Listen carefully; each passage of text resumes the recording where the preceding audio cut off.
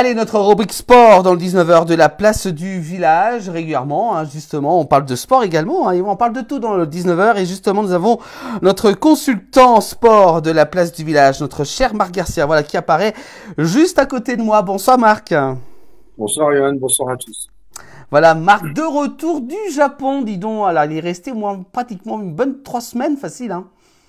Oui, je suis resté 3 semaines là-bas, oui. Je crois que vous avez diffusé les différents reportages. Voilà, tout à fait, Il y a voilà. énormément, oui, énormément de neige là-bas, au Japon, et puis ouais, j'en ai bien profité pendant 3 semaines. Des quantités de neige absolument astronomiques cet hiver. Avec grand regret, beaucoup de stations ont fermé fin mars, et pour d'autres jusque fin mai. Voilà, ça faisait longtemps, hein, avant le Covid, c'est 7 ans que je suis pas retourné là-bas. Non, Oui, quelque part, une grande joie d'être retourné au pays du soleil levant. ouais, une belle joie. Et la neige, est-ce qu'elle était bonne, justement, par rapport à la nôtre? C'est la grande discussion en termes de technicien de Ah, ski, d'accord. c'est que, euh, on dit toujours, bah oui, la neige est blanche. Alors j'en ai parlé sur le continent américain, hein, pour les coupes du monde. Japon, c'est évidemment beaucoup plus à l'est, à l'extrême est, et ils ont des pressions qui arrivent directement de la Sibérie. Avec un climat assez particulier. Alors, on en a parlé des Alpes japonaises qui se trouvent à peu près 200 km au nord de Tokyo. Puis ensuite, vous avez cette partie encore plus au nord qui est Hokkaido, qui est maintenant très prisée pour du ski hors piste parce que c'est essentiellement dans les arbres. Donc, il neige quasiment tous les jours. Donc, c'est ski, les bains d'eau japonaises et on termine par du saké. En général, c'est classique là-bas.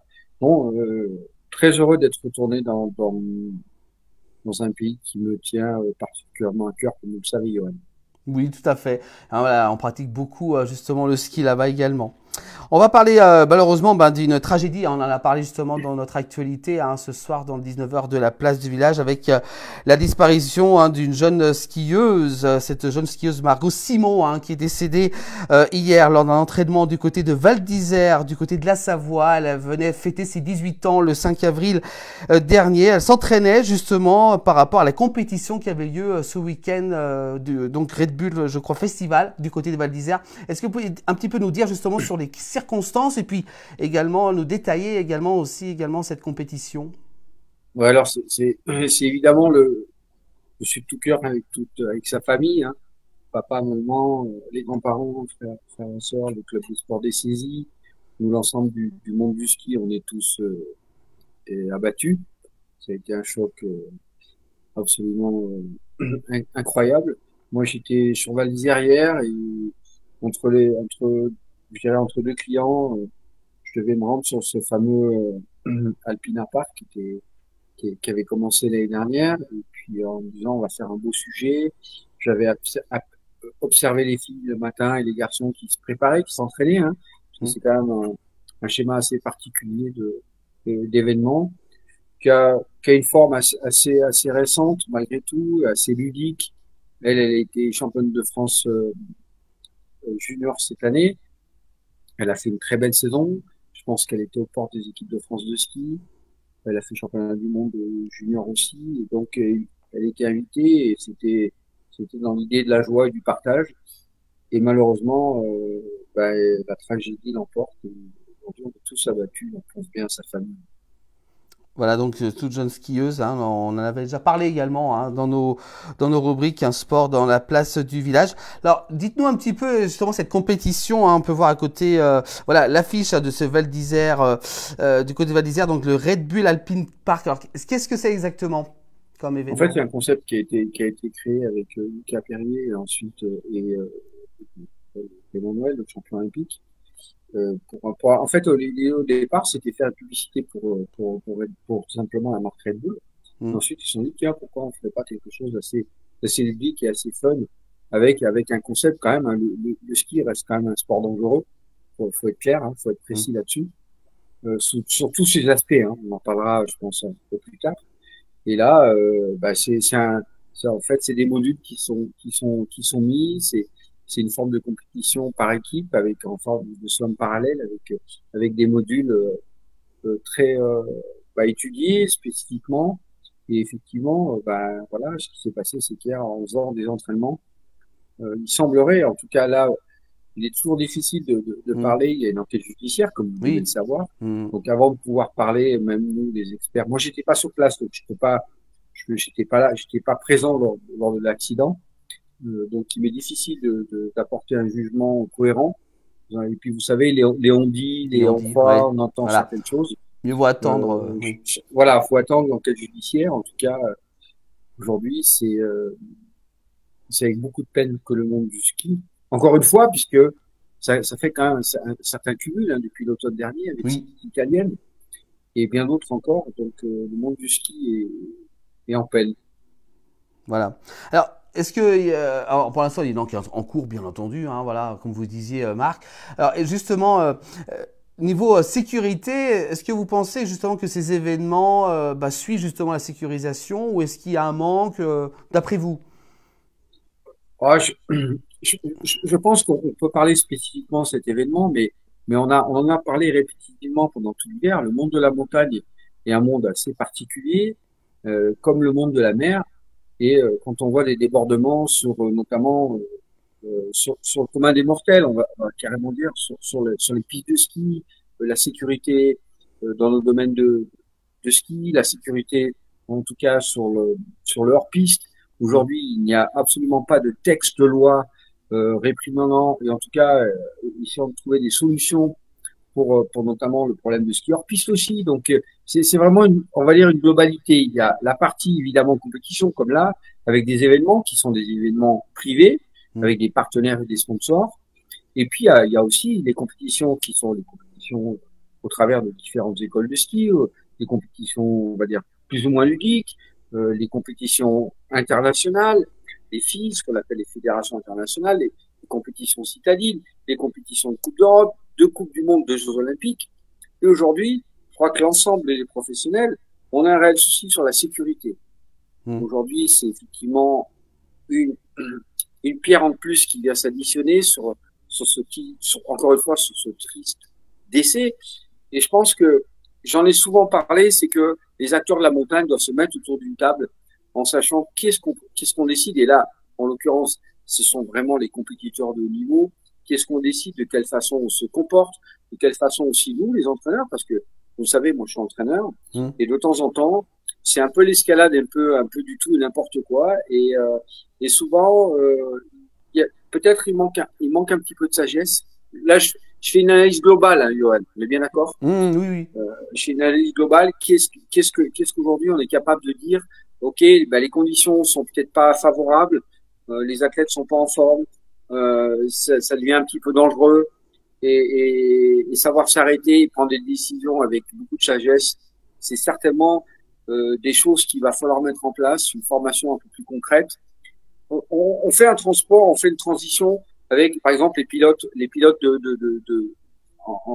comment, des pilotes en avion, hein, notamment, et Mm. ils expliquent que eux, c'est clair, c'est net, tout doit être au vert, et il n'y a absolument aucune possibilité avant de décoller et même dans ces cas-là, on a vu qu'il y a eu des drames Oui. dans l'aviation, et pour citer, ce sont les gens qui interviennent maintenant au niveau du ski pour expliquer que il n'y a pas de, il y a le petit détail, et un petit détail plus un petit détail plus un petit détail à l'arrivée.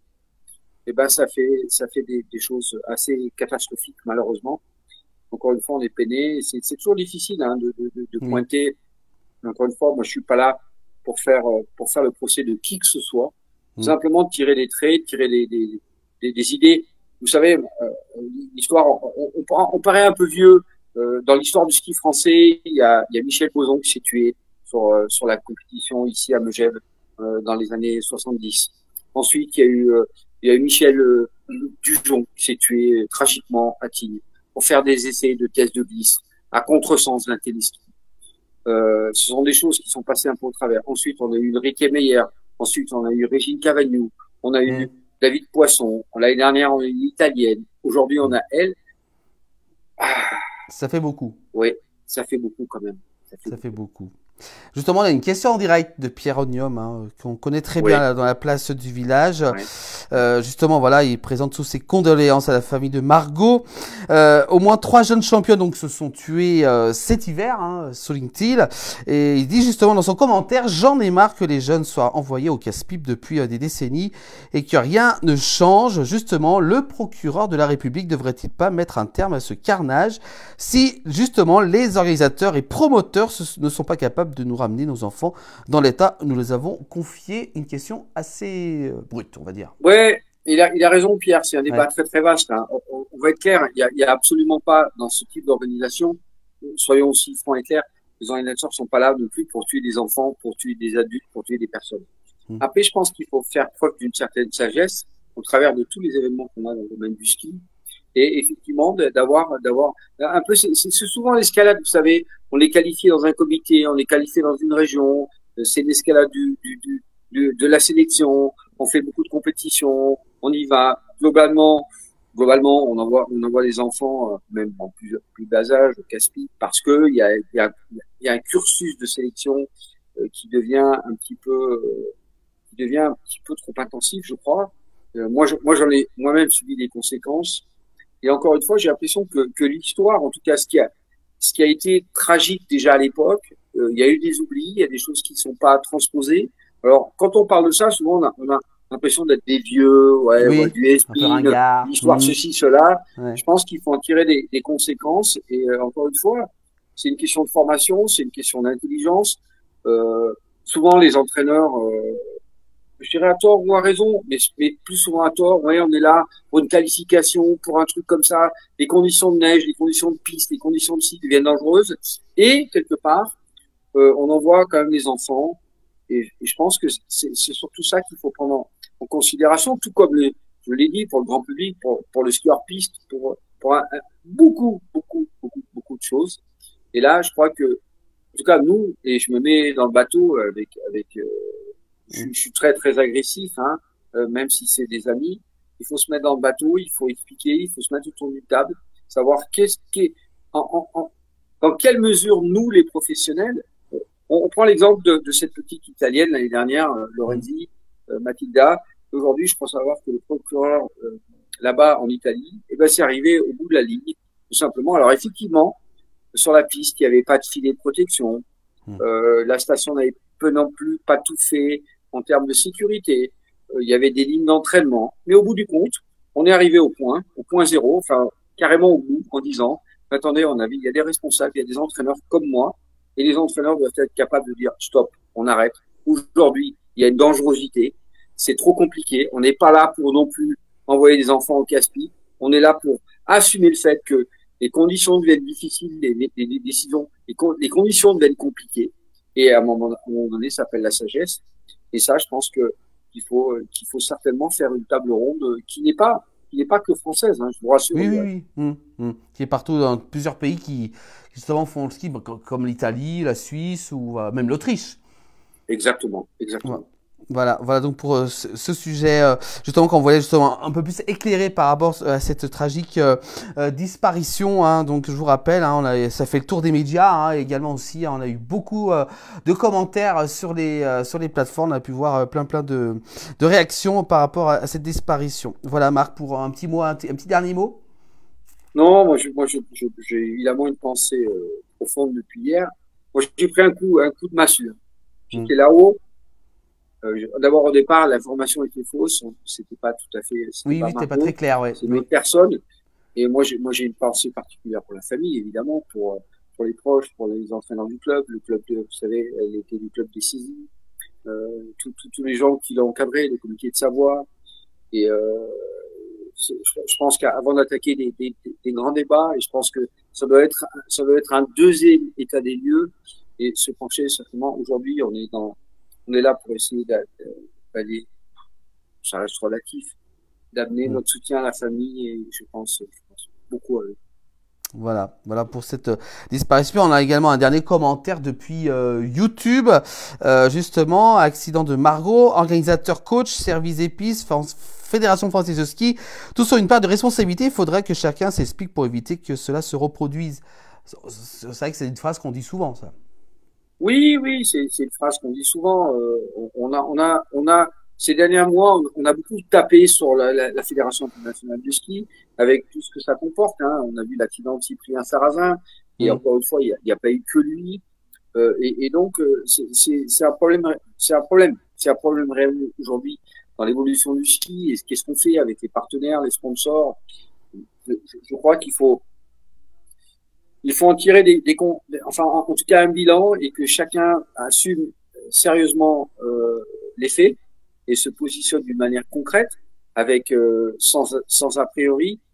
Euh, il y a des choses qui doivent être améliorées. Ça, Johan, Mm. c'est une certitude. Il y a Mm. des choses qui doivent être améliorées. Il faut que les gens puissent se remettre en question, puissent évoluer dans tous ces domaines qui viennent d'être évoqués pour éviter encore ces accidents, ces drames familiaux, Mm. ces drames de vie, tout De vie, simplement. ouais. Toute jeune. Que ce soit pour nos champions, puisque là, Margot est vraiment la championne française on attendait d'elle dans les années à venir, et qui avait fait une saison absolument exceptionnelle et qui était évidemment heureuse de participer, était invitée avec les grands champions, un plateau formidable qui était à Val d'Isère. Mais encore une fois, je ne mettrai pas que, évidemment, le décès de Margot, mais l'ensemble de toute la saison d'hiver avec tout ce que ça comporte. Et encore une fois, il y a beaucoup de choses qu'il faut remettre sur table et se poser les bonnes questions. Et en tout cas, essayer de trouver, certainement, ça va être compliqué, mais trouver des solutions pour éviter cet engrenage, je dirais, globalement, Mm. avec ce fameux espace de liberté tant convoité. Et voilà, j'ai rêvé toute ma vie de la compétition, du haut niveau. Voir une fille de 18 ans partir comme ça fait mal. Mm. Mais voilà. Voilà. Bah, merci beaucoup, Marc, pour ce témoignage, également ces explications en détail hein, de votre part. Voilà pour donc cette actualité hein, très triste, mais on voulait absolument justement donner un petit peu la parole également à ceux qui sont dans le monde du ski hein, et également commenter. Voilà, merci beaucoup, Marc. Désolé, Johan, j'ai un peu d'émotion, c'est normal. C'est normal, c'est normal. Je vous comprends, je vous comprends. Vous êtes pardonné. Voilà, merci beaucoup, Marc. Et puis on se retrouvera très prochainement. Je l'espère Oui. pour des choses un peu plus gaies. Voilà, mais on voulait absolument voilà mettre ce sujet en avant Oui. ce soir et ça C'est un devoir de notre antenne depuis l'année dernière. Avec la voilà. place du village, on a essayé d'attaquer le problème de la montagne, enfin en tout cas Mm. les compétitions, faire des rapports. Notre consultante Claude, pour ne pas la citer, on avait oublié, on en a parlé hors Claude, antenne. Hein. oui, oui, C'était la professeure d'anglais oui, Claude Vernier, ouais, tout à fait qui est ouais, qui est professeur d'anglais à Albertville et qui me dit hier, tu te rends compte que j'étais en train d'écrire, j'étais en train de corriger sa copie d'anglais et j'apprends qu'elle est ouais, décédée. ouais. J'imagine que ça va pas être simple pour elle. En tout cas, on pense à elle aussi. Pense à En Claude, tout cas, voilà. le monde du ski, grosse pensée pour la famille. Et tout son entourage également, voilà, qu'on pense à eux également. Voilà, merci beaucoup Marc pour ce témoignage hein, par rapport à cette actualité pas très joyeuse, mais voilà, on voulait absolument justement en parler quand même ce soir. Merci beaucoup Marc, à très bientôt. À très bientôt, Johan. Bon week-end à vous et puis on se retrouvera encore pour de l'actualité au niveau du ski. Belle soirée à vous. Merci Marc. Bonne soirée à vous. Voilà Marc Garcia depuis justement donc du côté du Val d'Arly. Voilà pour cette rubrique sport du 19h de la place du village.